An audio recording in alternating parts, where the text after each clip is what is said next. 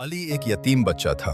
उम्र सिर्फ 12 बरस, मगर जिंदगी ने उसे बहुत जल्द बड़ा कर दिया था। बाप के इंतकाल के बाद उसकी सारी जिम्मेदारी उसके चचा पर आ गई थी। लोग समझते थे कि अब अली महफूज हाथों में है, मगर हकीकत उसके बिल्कुल बरअक्स थी। चचा बज़ाहिर नेक और दीनदार दिखाई देता, मगर उसके दिल में लालच और खुद गर्जी बसी हुई थी। अली के वालिद ने मरने से पहले कुछ जमीन, एक छोटा सा घर और थोड़ी सी रकम अली के नाम छोड़ी थी, मगर चचा ने सब कुछ अपने कब्जे में ले लिया।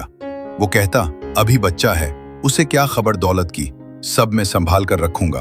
अली को घर में खादिमों जैसा सुलूक दिया जाता। सुबह सवेरे उठकर जानवरों को चारा डालना, खेतों में काम करना, फिर घर के छोटे मोटे काम, ये सब उसकी रोजमर्रा जिंदगी थी।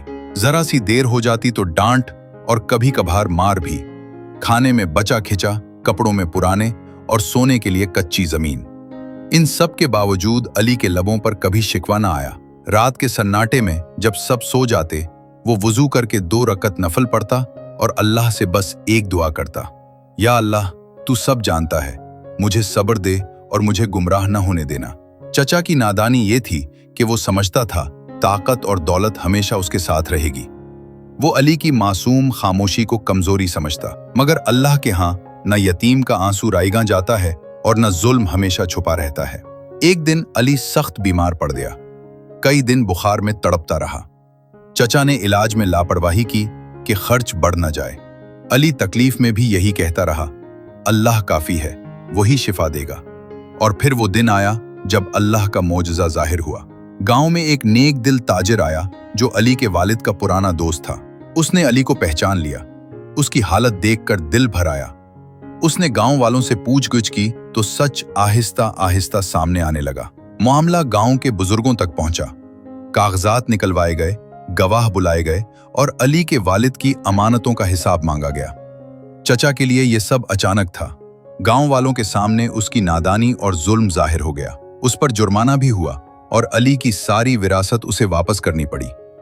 इस लम्हे चचा की आंखें खुल गईं। उसे एहसास हुआ कि वो एक यतीम के साथ जुल्म करके अल्लाह से लड़ रहा था। उसने रोते हुए अली से माफी मांगी। अली ने सर झुकाकर कहा, चचा जान, मैंने सब अल्लाह पर छोड़ दिया था। अगर वो ना चाहता तो मैं आज यहाँ ना होता। वक्त गुजरा। अली ने तालीम हासिल की, मेहनत की और एक बाइज्जत इंसान बन गया। उसने यतीम बच्चों के लिए एक छोटा सा मरकज कायम किया, जहां उन्हें तालीम और मोहब्बत मिलती थी। वो अक्सर बच्चों से कहता, सब्र करो, अल्लाह जरूर रास्ता निकालता है। और चचा, वो बाकी जिंदगी नदामत में गुजारने लगा। उसे समझ आ गया था कि इंसान की सबसे बड़ी नादानी ये है कि वो अल्लाह के बंदों पर जुल्म करे और ये समझे कि कोई पूछने वाला नहीं। सबक: अल्लाह का मौजज़ा शोर से नहीं, खामोश सब्र से जाहिर होता है। यतीम की आह, मजलूम की बर्दाश्त और अल्लाह का इंसाफ, ये तीनों मिल जाएं तो बड़े से बड़ा जालिम भी हार जाता।